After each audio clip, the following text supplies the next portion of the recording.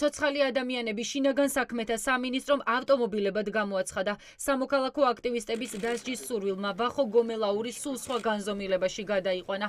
ხალხს, რომელსაც არც მანქანა ყავს და არც მართვის მოწმობა აქვს, SMS-ებს უგზავნიან, რომ არასწორი დგომა გაჩერების გამო 5,000 ლარით დაჯარიმდნენ. ჩვენ არ გვეშინია გავაგრძელებთ ბრძოლას და თქვენი ჯარიმები შეგიძლიათ წეროთ და იკითხოთ რამდენიც გინდათ. გააჩაგეს ცეცხლი და მიიღებენ საპასუხო რეაქცია საზოგადოებისგან, იმიტომ რომ ეს ბრაზი გროვდება და არ იფიქროთ, რომ ეს ბრაზი უკვალოდ ჩაივლის. ვინც ამ ამბავში დააჯარიმეს, ყველა არის უმანქანო და მოდის ჯარიმა თითქოს სატრანსპორტო საშუალება დააჯარიმეს.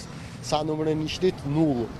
რაღაც ეგეთი აბსურდული რაღაცა თავიდან შევხედე ძალიან გამეცინა და მოკლედ ძალიან აბსურდულია რა ეს ნაბიჯები რასაც ქართული ოცნება აკეთებს ხელისუფლება აკეთებს ჩემთვის ბოლო ციფრებია რასაც წერენ იმიტომ რომ მაინც დაკადაღებული ვარ და არც ვაპირებ ჯარიმის გადახდას ყველანაირი სიგიჟე შეიძლება მოილოდინო მათგან სანამ ისინი არიან ხელისუფლების სათავეში რა თქმა უნდა არალეგიტიმურად და უსამართლოდ მე ველოდები საერთოდ რომ ამ ასეთ ჯარიმებს მიაბამენ კომუნალურებზე და ნაგავზეც და ასე მოვა ეს არის ერთი ასე ვთქვათ ტოტალური დაშინების მცდელობა, რომელიც არ გავუვართ. დამაკისრეს 5,000 ლარიანი ჯარიმის გადახდა, თუმცა აქ ორი ფაქტობრივი შეუსაბამობა არის. ერთი ის, რომ მანქანა არც ამჟამად ყავს და არც არასდროს მიყოლია და მეორე ის, რომ არც 11 მარტს და არც სხვა დღეს რუსთაველი არ გადამიკეტავს. დიდი ბნებათა ღელვის შემდეგ შინაგან საქმეთა სამინისტრო განმარტებების რეჟიმში გადავიდა.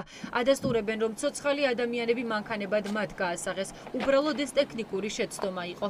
ირკვევა, რომ ხალხისათვის სახლში ჯარიმების მიტანას ვეღარ აუდიან, ამიტომ მათ მესიჯებით დაჯარიმება გადაწყვიტეს.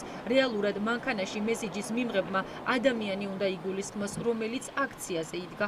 კანონმდებლობა არ ითვალისწინებს ასეთი ჯარიმის ჩაბარებას ელექტრონული გამოქვეყნების გზით, მაგრამ იმის გამო, რომ შინაგან საქმეთა სამინისტრო ვერ უზრუნველყოფდა და ვერ ამენეჯმენტებდა იმას, რომ ჯარიმები ჩაებარებინა მოქალაქეებისთვის იმ ფორმით, რა ფორმაც არის დადგენილი კანონით, მათ გადაწყვიტეს, რომ აი ამ კანონის ამ ჩანაწერს გარკვეულწილად გვერდი აუარონ და გამოიყენონ მარტივი წესი, რომელიც სხვა ტიპის ჯარიმებისთვის არის დაწესებული. ბუნებრივია სისტემა არის ძალიან გადატვირთული, როგორც შინაგან საქმეთა სამინისტრო, ასევე სასამართლო არის ძალიან გადატვირთული.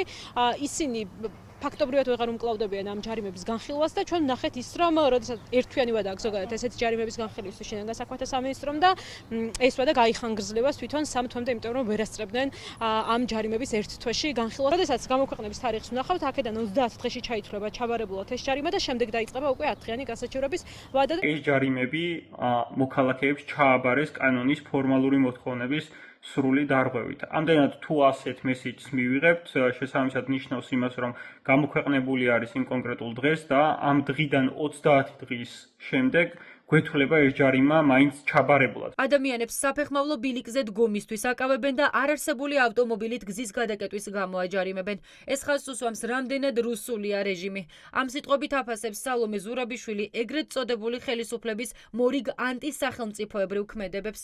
რუსეთი, რომელიც სწორედ იმ დღეებში, რომელიც არის საზეიმო და ქრისტიანული ქვეყნისთვის ძალიან მნიშვნელოვანი დღესასწაულები, სწორედ იმ დღეებში პირიქით აძლიერებს თავის შეტევას და იერიშს. და ჩვენი აქაური რუსული რეჟიმი ასევე იქცება თავის მოსახლეობის და საზოგადოების წინააღმდეგ. ეს პერიოდი, რომელიც ჩვენთვის, ყველა ქრისტიანისთვის უნდა იყოს ცოტა სხვა დატვირთვით, მაგრამ ამას ვერ მოვთხოვთ რუსულ რეჟიმს. აქციის მონაწილეები ვარაუდობენ, რომ პანიკა 26 აპრილს პროტესტის 150 დღეს დაანონსებულ აქციას უკავშირდება, როდესაც ქუჩებში სულ სხვა ლოკაციაზე გამოსვლას უამრავი ადამიანი აანონსებს.